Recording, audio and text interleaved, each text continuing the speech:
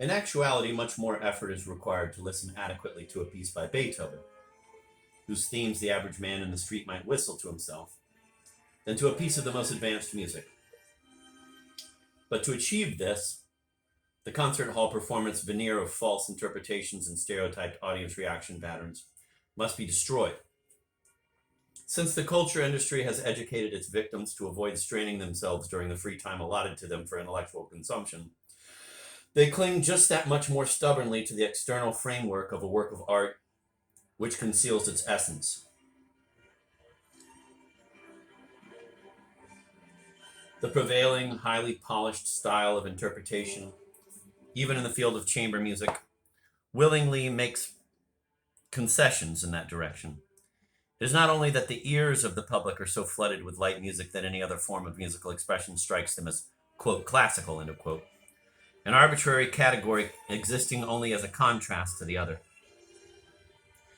And it is not only that the perceptive faculty has been so dulled by the omnipresent hit tune that the concentration necessary for responsible listening has become permeated by traces of recollection of this musical rubbish, and thereby impossible.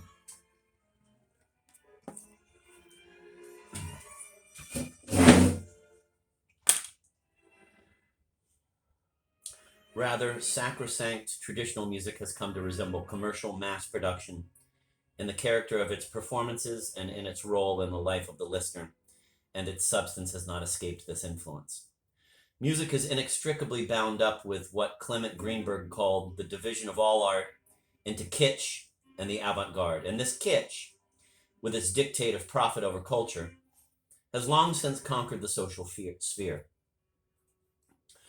Therefore, considerations concerning the revelation of truth and aesthetic objectivity make reference only to the avant-garde, which is cut off from official culture.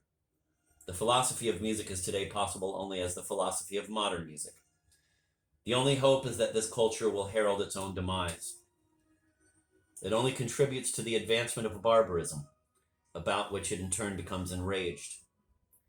There is a temptation to regard the most educated listeners as the worst, those who promptly react to Schoenberg with, "I do not understand," an utterance whose modesty masks anger as expertise. Intellectualism. Among the reproaches most obstinately repeated by these critics, the most widely spread is that of intellectualism. Modern music has its origins in the brain, not in the heart or the ear. It is in no way conceived by the senses, but rather worked out on paper. The inadequacy of these cliches is evident. The critics present their arguments as though the tonal idiom of the last 350 years had been derived from nature, and that to go beyond these firmly established theoretical principles were a violation thereof, whereas these ossified principles themselves are actually the very evidence of social pressure. The idea that the tonal system is exclusively of natural origin is an illusion rooted in history. This, quote, second nature, end of quote, owes the dignity of its closed and exclusive system to mercantile society, whose own dynamics stress totality and demand that the elements of tonality correspond to these dynamics on the most basic functional level. The stimulus inherent in the older forms of expression has given rise to the new language of music. Yet at the same time, a significant qualitative distinction is also to be noted. The feeling that, in contrast to traditional music, the conception of modern composition is more intellectual than sensory is nothing but evidence of incomprehension. Schoenberg and Berg surpassed the orgies of the Impressionists in lush harmonic color whenever it was demanded, as in the chamber ensemble Pierrot Lunaire, Opus 21, and in the orchestration of Lulu. What is labeled as emotion by musical anti-intellectualism, the necessary complement in art to the business world rationality, yields without resistance to the mainstream of current social logic. How absurd that the ever-popular Tchaikovsky, who portrays despondency with hit tunes, should be considered an expression of emotion superior to the seismograph of Schoenberg's Urvertum, Opus 17. On the other hand, the objective consequence of the basic musical concept, which alone lends dignity to good music, has always demanded alert control via the subjective compositional conscience.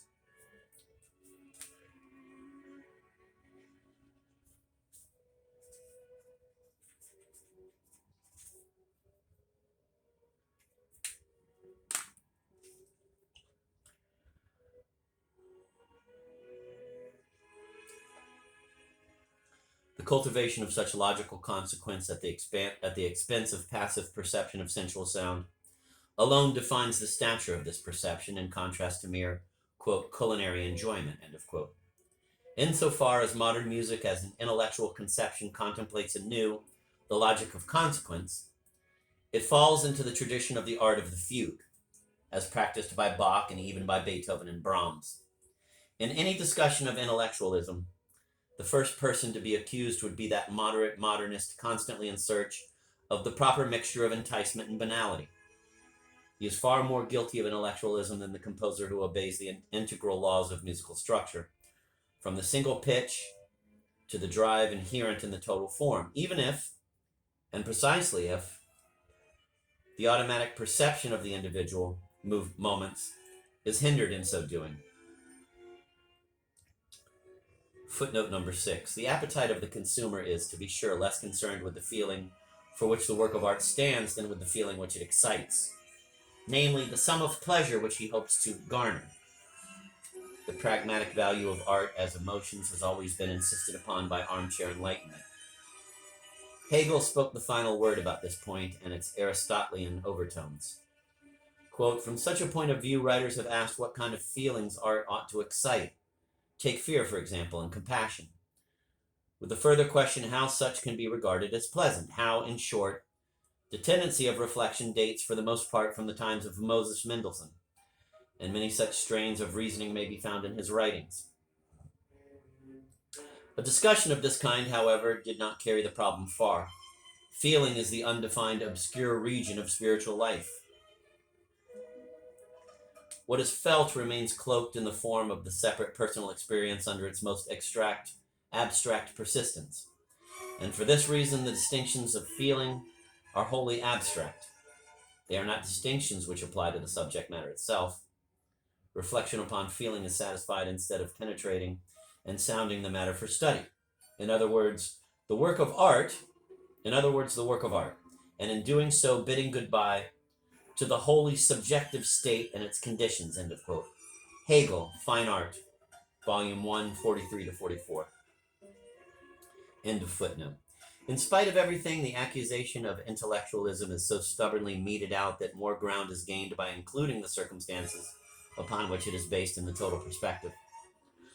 Certainly nothing is achieved by any resigned attempt to counter stupid arguments with more clever ones. On the conceptual level, the most questionable and least unarticulate ideas of the common mind harbor, alongside the lie, that trace of negativity concealed in the thing itself which the definition of the object cannot dispense with.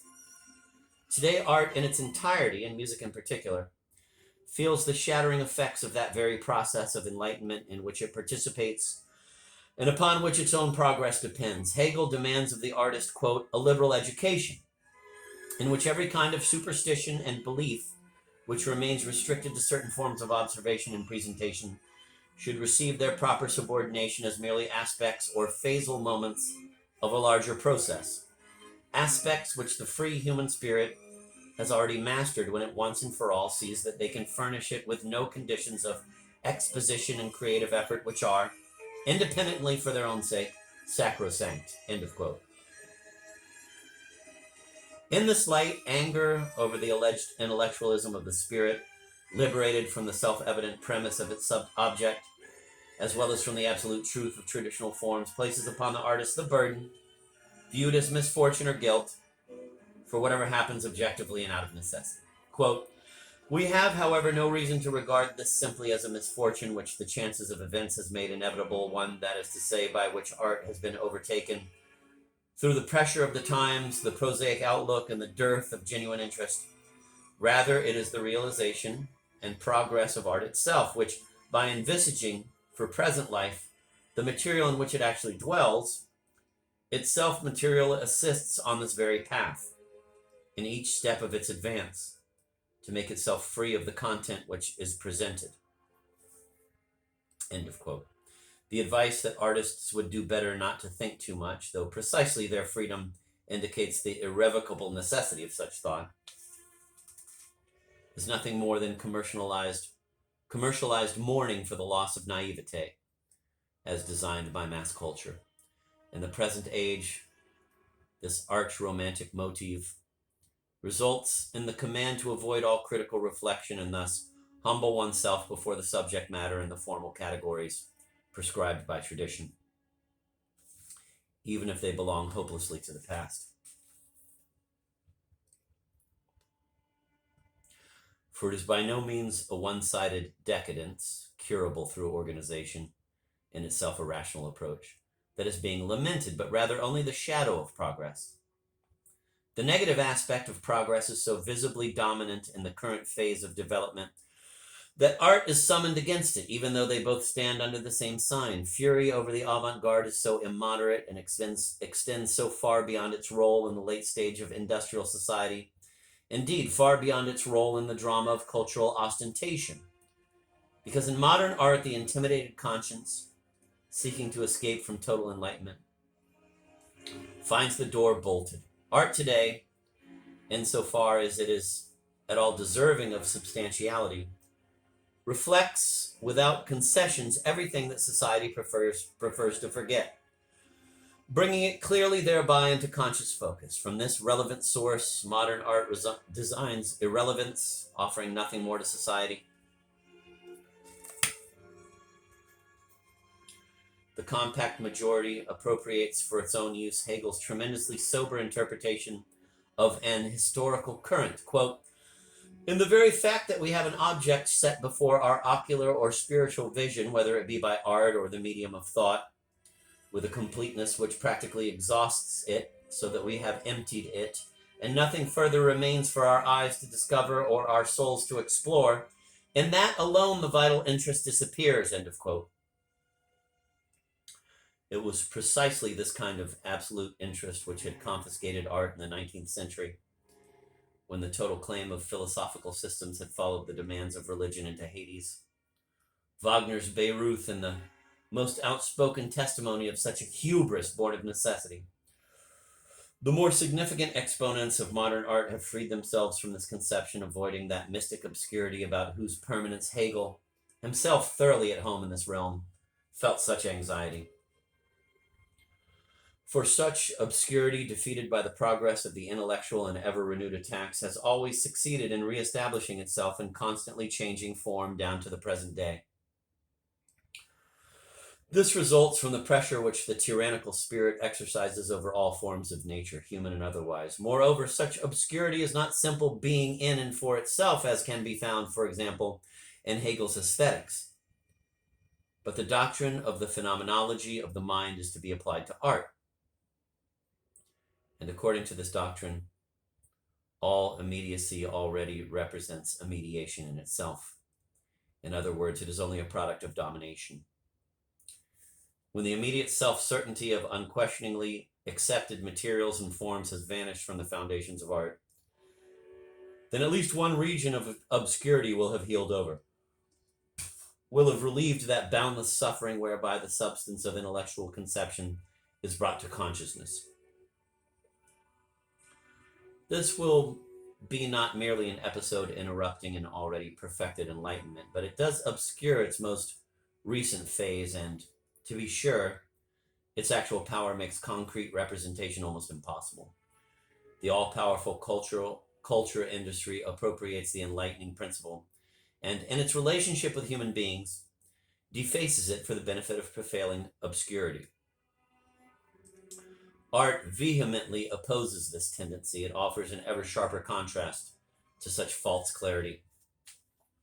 The configurations of that deposed obscurity are held up in opposition to the prevailing neon light style of the times.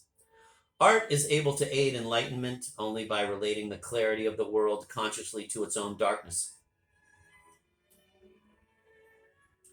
Only in a society which had achieved satisfaction would the death of art be possible. Its demise today, which appears imminent, would only signify the triumphs of base existence over the penetrating eye of consciousness, which would presume to assert itself against it.